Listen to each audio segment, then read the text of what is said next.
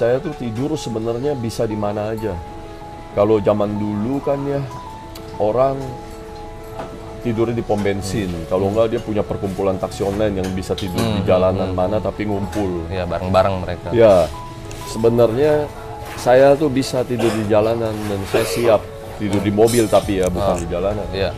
Cuman masalahnya mama saya, orang tua saya tuh dulu sering khawatir, sering teleponin saya, di mana, kok belum pulang. Taksi itu paling pantang kalau pulang kosong, rugi kan. Iya. Sebab dari Depok, dari Bekasi, Betul. saya lagi muatan jauh, saya belum dapat penumpang, nunggu jam 2 pagi. Betul. Kan sepi kan. Masa saya mungkin pulang, bayar tol, bayar bensin sendiri. Nunggu ini Ya. rute yang searah pulang Betul. gitu ya. Tapi karena mama saya telepon, mama saya khawatir, udahlah saya pulang. Akhirnya saya tuh tidur di rumah ya. Jujur aja sih, setiap pulang narik taksi, saya tidur itu ya, udah nggak mandi, udah nggak sikat gigi, udah nggak bisa ngapa-ngapain. Pulang langsung tidur. Karena kita tuh benar-benar capek. Kaki kita ini ya, cuman nginjekin kopling, kaki ini nginjekin gas sama rem. Tapi Seharian. kalau nyetirnya 20 jam dan setiap hari, saya nggak pernah libur. 7 hari kerja, minggu pun nggak pernah libur. Ini kaki itu tiap hari itu pincang-pincang. Jadi jalannya pincang terus. Gitu. Pegel lama-lama 20 jam. Kita nyetir 3 jam aja udah pegel kok. Ya, jadi jalannya pincang terus. Nah, saya itu pas mau beli mobil ya dari duit bonus yang Grab kasih. Grab tuh kan dulu aplikasi ada bonus Iya. 12 juta. Banyak. Supir-supir, saya kalau ngobrol sama supir lain ya, saya sering dikatain bego katanya. Bego lu, kenapa order 10.000 mau diambil? Kenapa order 15.000 mau diambil? Emang sih bener kalau kita ngambilin order 10.000 itu sebenarnya rugi. Karena ya coba bayangin, jemput penumpangnya aja bisa 15 jam sendiri. Terus begitu 10.000 penumpang udah di dalam kan kita jalanin, 10.000 tuh pendek jaraknya. Ya. Jadi jemput penumpang sama nganternya lebih cepet nganternya. Nah itulah yang dibilang rugi. Makanya semua driver-driver lain tuh pada milih-milih order. Tapi kenapa saya nggak mau pilih gitu loh? Karena saya percaya gini loh, kalau kita kebiasaan milih, kita tuh jadi pemalas. Nanti kita akan pilih-pilih kerjaan. Betul. Udahlah, kita jadi tentara aja, harus siap. Perintah apa langsung siap, jalanin. Nggak usah kita pinter-pinteran. Hidup itu bego-begoan aja. Karena ya, Bejo aja, bejo. iya, kita nggak usah terlalu banyak perhitungan. Karena satu hari ini sebenarnya ya, kita 2 kali makan aja tuh udah bisa hidup. Makan 2 kali itu kan cuma 10.000 kali 2, 20.000. Udah bisa hidup, kenapa masih perhitungan? Banyak orang yang perhitungan justru nggak jadi apa-apa. Betul. Nah, Betul. Kan sekarang lu udah banyak nih kok, udah banyak aset lah ya. Biasanya kalau bos-bos kan kalau sudah mulai banyak aset, baju mulai mewah, tangan cincin banyak, jam tangan sudah mewah. Tapi kalau lu, gua lihat lu kok sederhana banget sih kok. Nggak mau tuh kayak mereka tuh yang wah cincin banyak tuh ya, bener kan kalau di sosial media cincin banyak, jam tangan mewah, baju mewah. Kalau lu, gua lihat very simple, very humble. Nggak kepengen kok pakai begituan kayak mereka yang di sosial media. gini ya, saya jadi malu kalau dibilang asetnya banyak. Aset saya nggak banyak, harta saya nggak banyak. Cuman intinya kan gini ya, kalau Tuhan udah kasih kita harus bersyukur. Kalau memang udah menang, kita nggak perlu tunjukin kita menang. Wah. Jadi kan, mantap. sebab di balik kemenangan seseorang itu ada banyak orang yang dikalahkan. Jadi menurut saya ya, saya nggak kepengen menang sih. Hidup saya nggak pernah tujuannya untuk menang. Tapi saya merasa semua orang, makhluk ciptaan Tuhan tuh berhak layak tuh untuk dapat rezeki semua yang rata. Jadi saya nggak pernah untuk merasa bersaing daripada semua yang lain. Di bisnis kita ini kita nggak pernah menyontek harga, potong harga orang, banding-bandingin harga orang. Kita jalanin aja semua. Gitu. Rezeki semua Tuhan udah atur. Gitu. Jadi mungkin kalau gua ambil kesimpulan ya mungkinnya, jadi lu sudah selesai sama diri lu sendiri lah ya kok ya? Enggak sih. Oh belum ya? Enggak lah, saya harus belajar banyak. Nggak, maksudnya Saya masih lu banyak udah selesai lah kekurangan. sama diri lu sendiri gitu loh kok. I've been enough gitu loh, sudah cukup lah gitu. Enggak lah, masih belum lah. Saya masih punya banyak mimpi. Masih punya banyak mimpi. Iya. Jadi dulu waktu saya putus asa, nggak pernah bisa punya duit. Saya tuh pernah lupain semua cara untuk bisa dapetin duit, tapi saya ingat sama satu hal, yaitu saya harus bantu banyak orang. Jadi mulai dari taksi online itu sebenarnya ada banyak supir-supir yang pengen nyari duit dari taksi tapi nggak punya mobil. Itulah saya bantu kasih mobil. Ya walaupun namanya kita bantu kok, tapi cari duit juga. Ya gimana ya, kan saling bantu kan. Kalau saya nggak dapat duit, saya juga nggak bisa bantu banyak orang lainnya gitu. Saya akan stop di satu orang itu. Jadi terserah persepsi bantu gitu loh. Nah, begitu juga di perusahaan Gapura Office ini. Kita perizinan dan virtual office tuh awalnya adalah gini.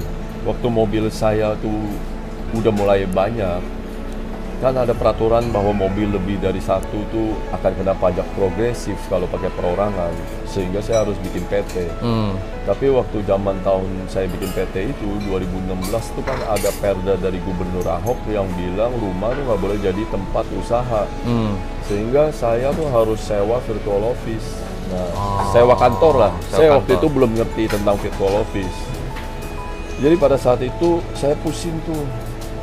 Saya mau sewa kantor nggak punya duit.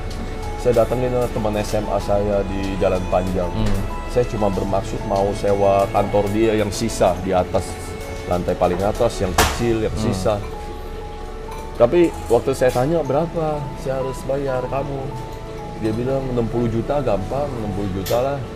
Waduh, dalam hati saya 60 juta itu duit besar buat saya. Tapi karena dia benar-benar teman saya, dia baik, bukan mau cari duit dari saya. Dia bilang, gampang, lu sewa aja virtual office. Nah, saya tuh pas dari Australia kemarin itu pulang, saya nggak tahu apaan itu virtual office. Buka aja di Google katanya. Sampai ngetik-ngetiknya aja saya salah. Begitu saya ketik virtual office, pasti kan keluar yang nomor 1 dulu dong.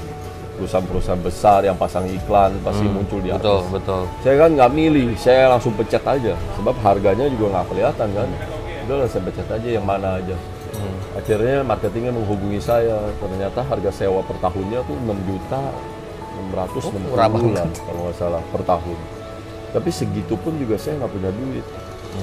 Ya sebenarnya duit sih punya, teman kan lagi budgetingnya belum ada ke arah situ lah ya waktu itu. Saya rasa kan saya akan cari lagi. Nah sehingga saya dapatlah yang lebih murah. Sebenarnya gini, saya nggak banding-bandingin yang murah sih sebenarnya. Pada saat itu saya menghargai marketing tersebut sih. Marketing tersebut kan sebenarnya udah ngasih saya email. Harganya 6.660.000. Karena saya itu, aduh masih kolot lah. Saya tuh cuman minta mohon sama marketingnya, boleh nggak dijadiin 6 juta pas. Sebenarnya begitu permintaan saya. Sama marketingnya udah dijawab, bisa, boleh. Saya langsung udah mau bayar.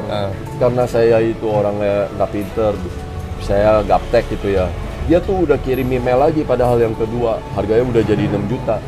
Karena saya nggak ngerti, saya tuh hanya buka email yang atasnya. Saya dalam hati bilang gini, ini kok marketing kok, maaf ya, ini marketing bego amat sih. Kok tadi katanya udah kasih jadi 6 juta pas, kok di emailnya masih 6.660.000.